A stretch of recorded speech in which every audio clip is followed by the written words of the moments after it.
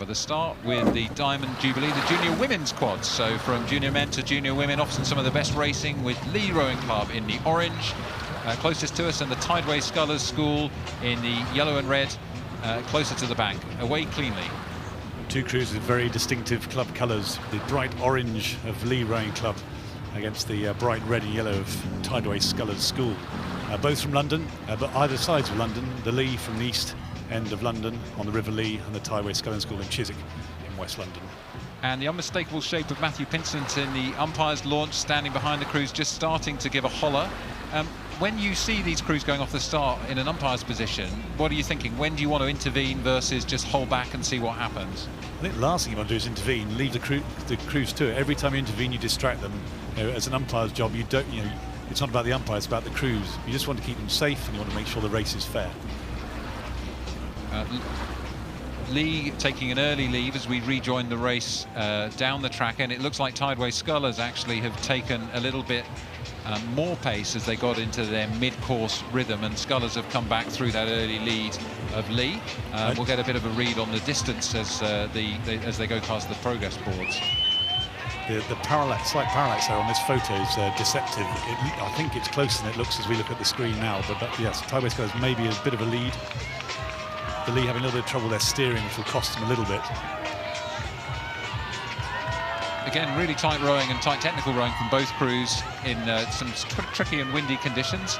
And yeah, Tideway Scullers look to have the edge, certainly stroked by Zoe Shesker, a junior sculling winner at Henley Women's Regatta this year, and one of the fastest in the GB junior single in 2 years running. So they've got a very strong and confident stroke in Zoe. Sitting behind her, Orla Harvey, Sophia Waddington and Alice McCarthy. Also some experience at Henley Women's Regatta and some good racing across in sculling boats across the country.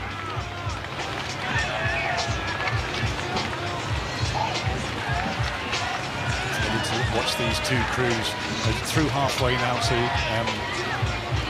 under 100 strokes will go, but they'll be really feeling it now. Tideway Scullers School got a little bit more length, I think, and that's why they just pulled out a bit of a lead as you're coming past the Brennan Club. The Lea have a reputation, though, I think, of never giving up and never giving in. They're gritty rowers. In the stroke seat for the Lea, Alice Metcalf, just turned 16 years old, the youngest in the crew. Her father, Richard Metcalf, a name from the past in rowing, Lea rower himself. She followed him to rowing after being a national level triathlon competitor. So she's done a lot in her 16 years. Now she's stroking the Lea, trying to challenge and attack back the Tideway Scullers in this first round of the Diamond Jubilee, the women's junior quads event. And there we see her face, 16-year-old Alice in the stroke seat. Behind her, Abigail Dawson, Ariana Ford, and at bow, Darcy Wynne-Jones. That's the Lea crew. Have to counter-attack now. They haven't got so much of the track left. They're through the middle of the course, probably 750 metres to go. They're giving it a go. A really tenacious row, I think, from the Lea. They're taking an extra 1 or 2 strokes a minute than Tideway Scullers. They're not giving up by any means.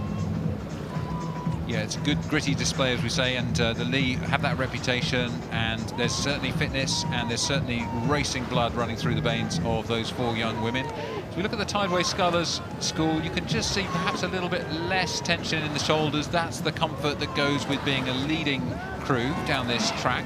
It's gladiatorial, we often say here, one against one. It's very different from the multi-lane racing that we often see these days. But again, the Lea look to be attacking as they approach the enclosures, trying to come back on terms. Can they get back to an overlap and shake it up? And if you're sitting in the leading crew, you really want to kind of close down those efforts as quickly as possible. You don't want to give them any hint that they're going to be able to get back on terms. But I think they're in commanding position, Tideway Scullers, because they can sit there and relax. And it's tricky for these the junior women's events because there's a headwind running down the course. This is going to feel quite heavy, as you said earlier. There's quite a lot of stream over the last few days, rain coming down, and they're rowing into the stream. So it's quite heavy conditions for them. So it's going to be hard work as we come towards the finish. Yeah, Darcy in the bow seat for the Lea. Darcy Wynne-Jones just takes a look over her shoulder. She's keeping an eye on the steering there to make sure that they can hold a straight line and be as efficient as possible. Their supporters sitting in the boat watching this display of quad rowing. Really excellent quad rowing from these junior crews. One of the highest standards of events, I think, at the regatta in terms of the quality of racing we often see in the Diamond Jubilee. And now we're alongside the enclosures. Both of these crews pre-qualified as well, so they're 2 of the better crews in the event. Absolutely. Tideway Scullers now in a strong position, able to just relax and push the legs down. Really nice clean rowing. Just push the legs down, push the boat away and let it run underneath them. Appreciation of great rowing by the crowd as the Lea come under the progress board as well. They're into maybe 10 strokes to go now before they cross the finish line. You can see some of the spray that's hit the boat there. Actually, as you're saying, choppy conditions, Jim, difficult conditions for these young crews, but they both cope incredibly well as Tideway Scullers School cross the line, victorious in the first round of the Diamond Jubilee Women's Junior Quad Sculls, with the Lea attacked all the way, never gave up, never gave in, coming across the line second.